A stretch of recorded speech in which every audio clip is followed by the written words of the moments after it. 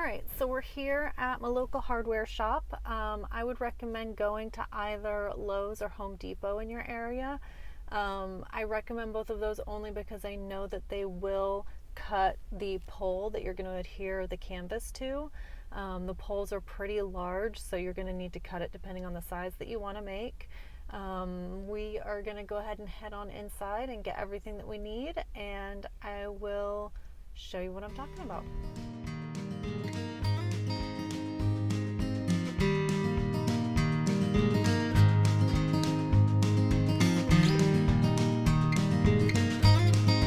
Alright, so the best way to choose the paint colors for painting a backdrop is to choose one color that's on this top and one color that's on the bottom so that they're from the same color family. So I'm going to do like a sage green, which I feel like is right here. Alright, we're picking up the paint.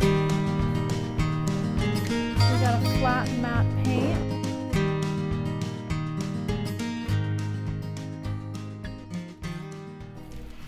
Okay, so I found the kind of brush that you want to be able to have that kind of spackled texture, which is the sponge roller. So we're going to grab the sponge roller. I also grabbed some plastic drop cloths, and you can choose from the different size of drop cloths. They have all different sizes, but you want to make sure that you get a large enough size that it's going to cover the space of your canvas that you choose. So if you do like a 9 by 12, you want at least a 10 by 20 drop cloth. So, yeah, this is the section.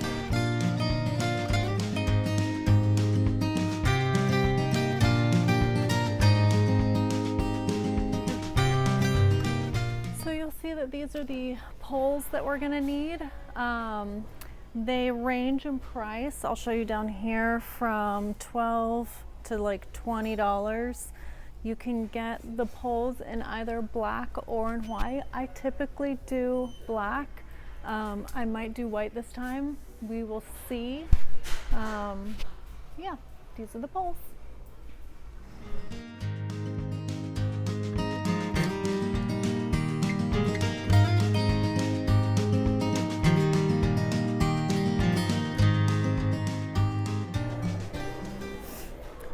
Alright, so we are going to go check out. We've got the pipe here, the two different colors of paint, the drop cloth canvas, we've got the protector for the floor, we've got the paint tray, we've got two different types of rollers. There we go. All right, so we are back from the hardware store now, and we are going to start prepping our space so that we can do the fun part and paint the canvas.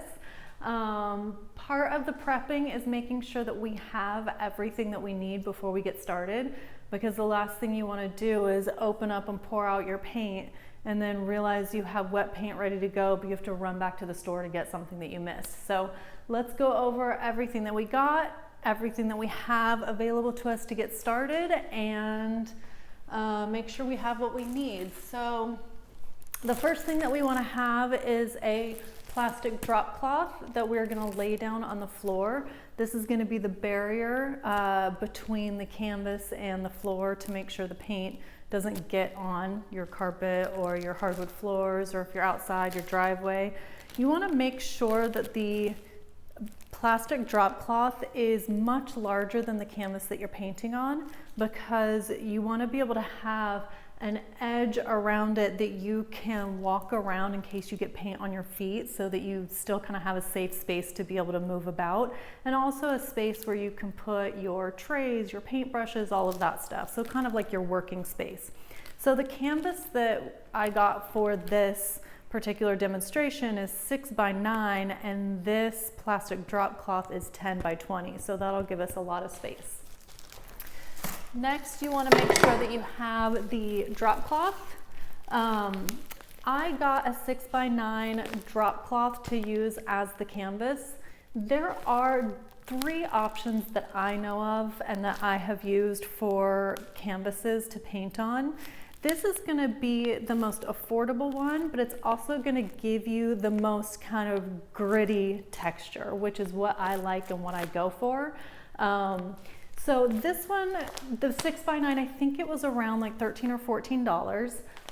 You can get sizes as small as 4x5 and all the way up to like 20x20. And so your price range for a drop cloth canvas from a hardware store is gonna be between, let's say, $10 and $30.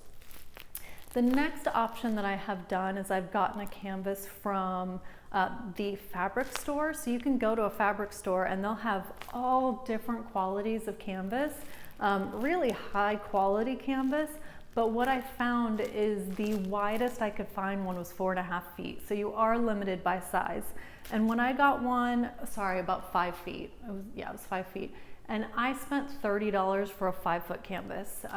So it's about twice the price when you go to a fabric store. The third and best option quality-wise is gonna be if you go to an art store. Oh, 1 second. So this is Simon. He's gonna be part of this project, so I might as well introduce him. Say hello. Hello. So the third is going to the art store. The canvases at the art store are gonna be the same exact kind of canvas, or they are the canvases that artists use to stretch over wood to paint on.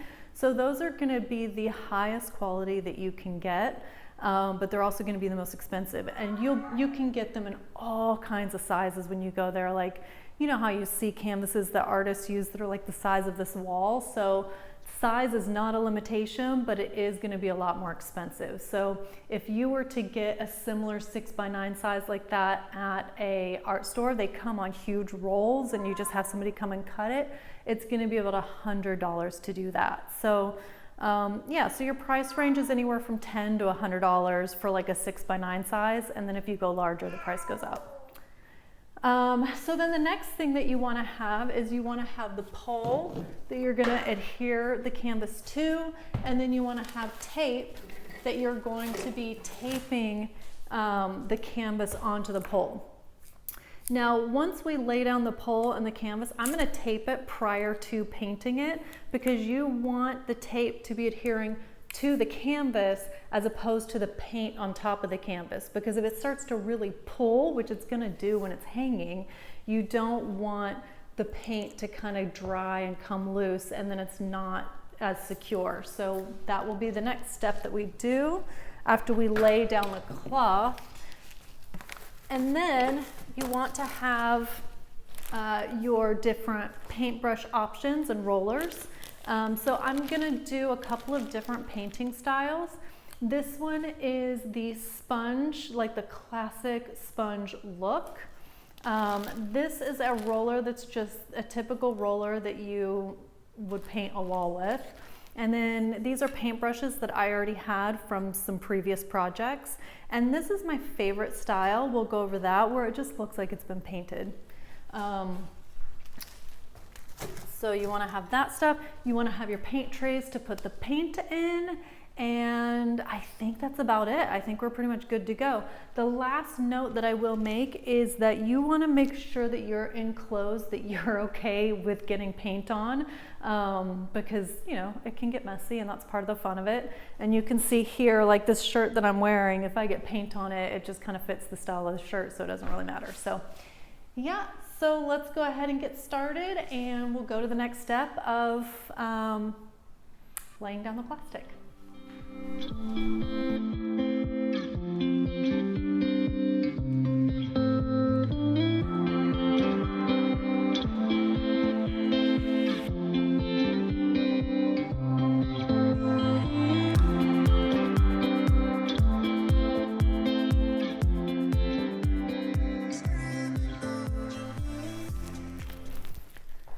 All right, so it is now time to go ahead and lay down the canvas. We are not going to wash the canvas first like some people do, because it will shrink the canvas. You'll lose about 3/4 of an inch. And some people also will iron the canvas to get the wrinkles out before they paint on it. I don't do that either because I've found that since the paint is wet, it gets rid of the wrinkles when you start painting. So I like to keep it simple and just lay down the canvas and start painting. The third thing that some people do is they will put primer on the canvas. I don't do that either. I really do keep it pretty straightforward. I've painted tons of canvases before and I've never had any issue with there not being primer on it. So yeah, let's go ahead and start laying out the canvas. Okay, so I made a mistake and I thought about re-recording everything so that I would have it come across correctly, but then I thought, no, you know what, I'm going to share with you what the mistake is so that you don't make the same mistake. So I just laid out this canvas, and what I didn't read on the packaging was where it says double stitched. So you can see right down the middle there's a huge stitch down the middle, so we obviously cannot use this for the seamless painting. So totally unfortunate, but that means I had to go back to the hardware store and get one that does not say double stitched. So instead of going to Lowe's, I went to Home Depot because I've bought most of my hardware canvases at Home Depot. So I went there and got this one. I read very carefully all over the cover that it does not say double stitch. So I'm gonna open it with you and hopefully we'll be good to go.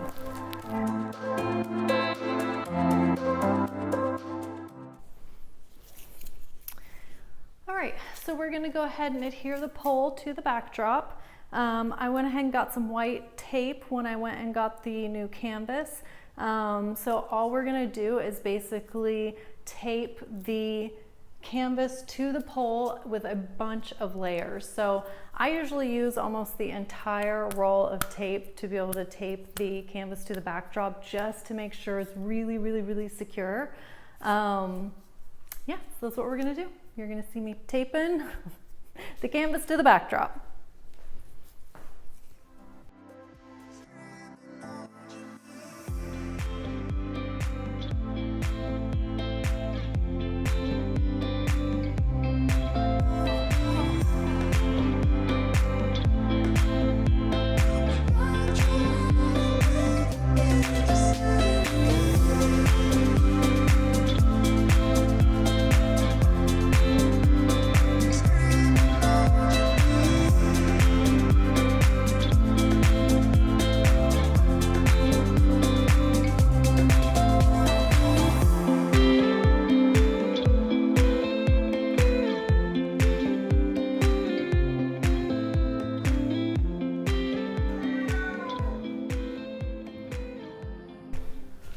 All right, so we are now going to start doing the first texture of the two textures that we're going to do on the backdrop. The first texture is going to be the one that is the paint strokes, which is the one that I prefer and like the most. And it's pretty simple and straightforward. We're basically going to do just strokes of paint and blending it in. You'll see as we go along. And I like to do vertical, but you can do vertical, you can do crisscross, you can do horizontal. Yeah, and so at the paint store, it was like this. No, it was like this. So basically what I did was picked two colors that are from the same family, this one and this one, so that I know for certain when I do the paint strokes that it will go together. So yeah, so we're gonna get started and we'll have some fun.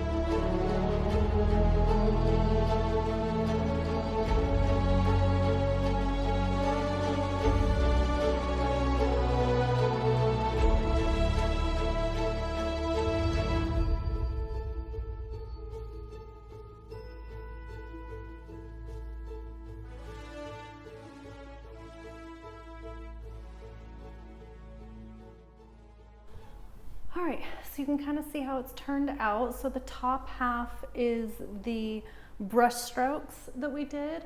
I think it looks pretty good as is. You can see that it does still have some of the lines from the fold in the canvas.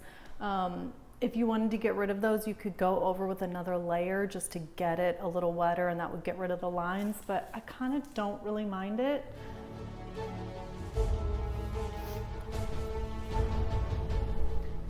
All right, so we are now going to do the second texture on the canvas. So it's going to be the bottom half of the canvas that we're going to do this texture on. And this is going to be the sponge texture that we're going to do. Remember, we're working with the two colors, this medium dark color and medium light color. I am going to do the first layer with this roller as a brush. It's the same kind of roller that you would paint on your wall with. So we're going to do the entire second portion of the canvas with the light color with this one. And then we're going to go over the light color with this sponge roller, so you can see what kind it is there.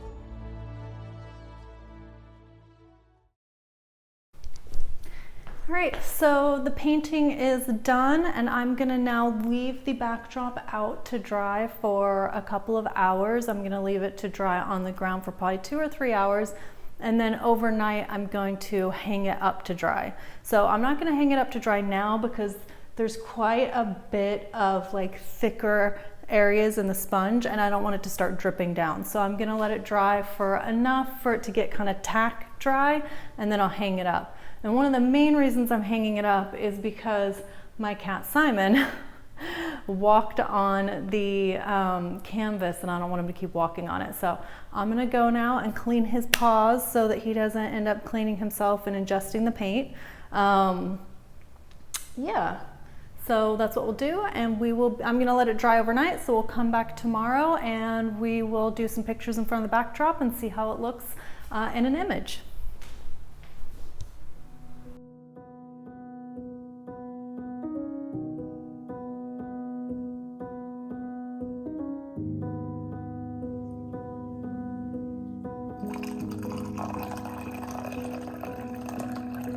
Saw you paint a picture of a face.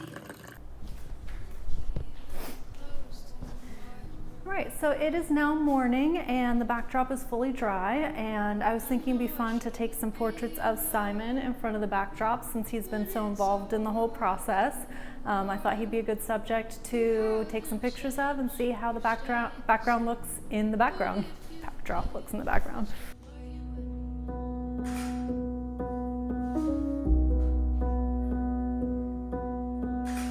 I'd give you the world like I promised I would, even though you wouldn't do the same. I'd give you the world like I promised I would. Drinks.